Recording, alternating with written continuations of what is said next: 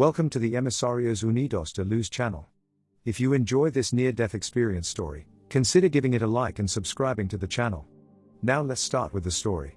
As a scientist, I was passionate about my work, and there were days where I would work until late in the evening or night, and it was on one of those days that I had my NDE. Suddenly I felt an intense, sharp pain in my chest, so intense that I fell to the ground, clutching my chest. My vision started to blur, and I realized at that moment that I was dying. The world went dark as I slipped into a state of unconsciousness, but rather than feel panicked, I felt enveloped by a strange sense of calm. I rose up and out of my body, and from an elevated position above it, I watched as my colleagues rushed over to try and assist what was by then an already dead body. Suddenly, I found myself standing in the middle of what appeared to be a bustling future city. As I turned to survey the city around me, I marveled at the towering futuristic skyscrapers and all manner of technology that I relegated in my thoughts to science fiction or the technology of a very distant future. The streets of the city were densely populated with people, many of whom were wearing what appeared to be high-tech clothing. The air in that city was clean and fresh, and the sun was shining down through a clear sky. "Congratulations, you've made it to the future," I heard a female voice say suddenly. "The future? Have I traveled forward in time?" I wondered in shock. "I will be your guide through this experience. You have been given a rare opportunity to see the future, although the time that has been given for you to see and experience the future of Earth is brief. After such time, you will return to your body and your time. While you are here in the future, use this opportunity to learn as much as you can," the guide explained. It was then that we began our journey through the city. It was astounding to me how futuristic everything appeared and the degree to which Earth had advanced technologically. Everywhere I looked, there were robots and machines doing tasks that humans used to do.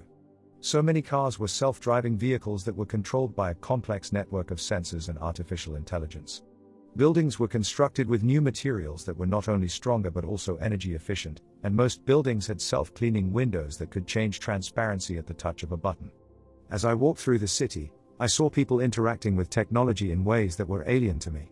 Everywhere I looked, there were many people with small devices in their ears, and those people seemed to be talking to themselves.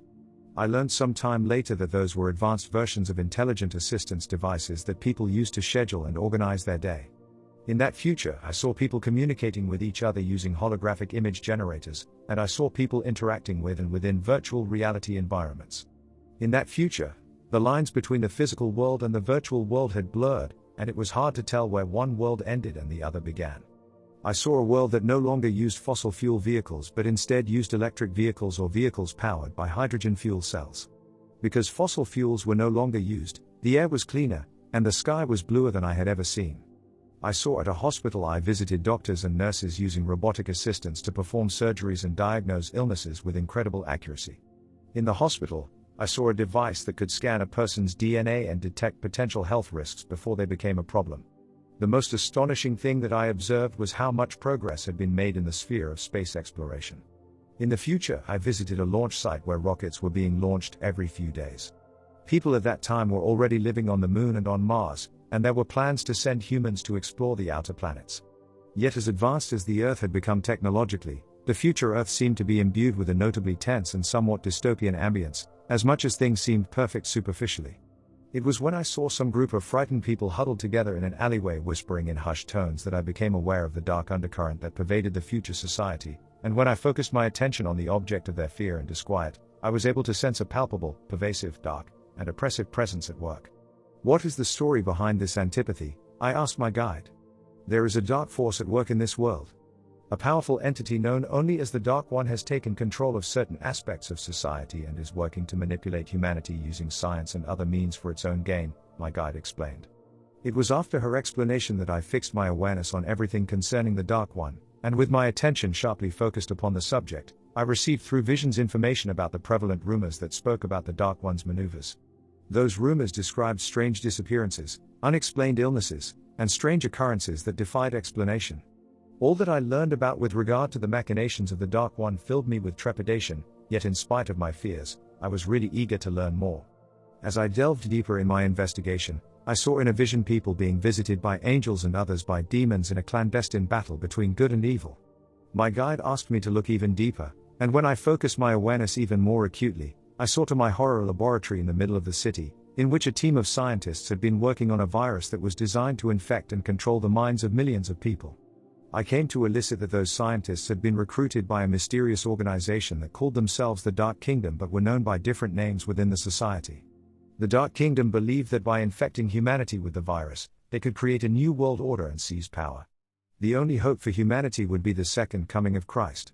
Christ will return to the world to recruit those who keep their faith in the face of trials and temptation, my guide explained. I saw in visions people gathering to worship in secret. I saw in visions natural disasters that would herald the second coming, but I also saw signs of his coming in the form of miraculous healings and phenomena that seemed to suggest the presence of a higher power at work in the background. In all that I saw in my meditation on the theme of the Dark One and the second coming of Christ, the evidence seemed to suggest irrefutably that events and circumstances reminiscent of the presence of darkness were close at hand, but amidst that pervasive darkness, the forces of light will also make their presence known and felt. In that uncertain future, it seemed that the world would be enveloped by interminable darkness, yet in the midst of the darkness, the light of salvation and deliverance would shine through for those who would open their hearts and reach for that light. Behold, I am coming soon. I heard a voice boom in one of my visions as a bright light shone through the cover of dark clouds in the sky.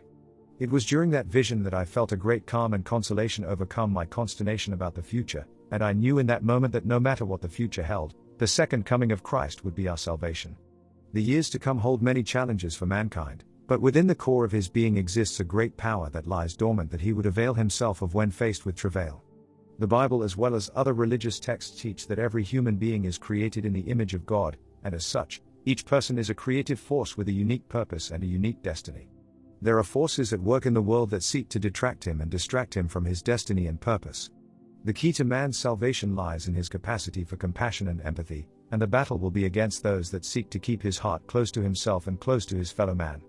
Therefore, the fight against the forces of darkness should be a fight with the sword of love, understanding, and compassion for all without exception, and the practice of such unconditional love will not only serve as his armor and his weapon in the war against the darkness but also bring him into alignment with his true purpose and his true self, my guide explained. She reminded me of the words of Jesus, who taught that the greatest commandment was to love God with all your heart, soul, mind, and strength and to love your neighbor as yourself. She urged me to see humanity through the eyes of God and to recognize the worth and dignity of every person, no matter their race, gender, or background.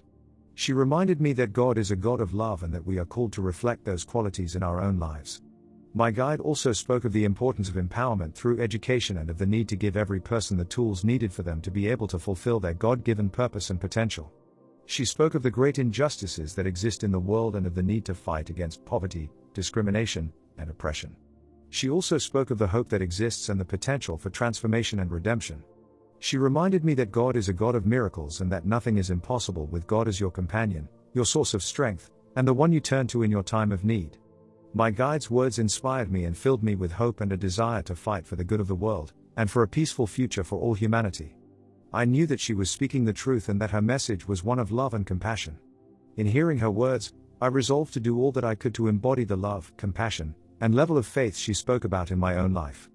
I resolved to see the world through the eyes of God and to fight against the forces of darkness with love and understanding, and I knew that with her guidance and with the teachings of the Bible, I would be able to do so. Suddenly, I felt a gentle push, and I opened my eyes to find that I was in a hospital room. The nurse rushed over to check my vital signs, and she smiled when she saw that I was awake. "Welcome back. You gave us quite a scare there," she said. I smiled, but weakly, in response, as I was still trying to process everything that I had experienced during my NDE. Was it all just a dream, or had I really seen the future and the plans of the Dark Kingdom, I wondered. Over the next few days, I was visited by a number of doctors and specialists who wanted to make sure that I was okay.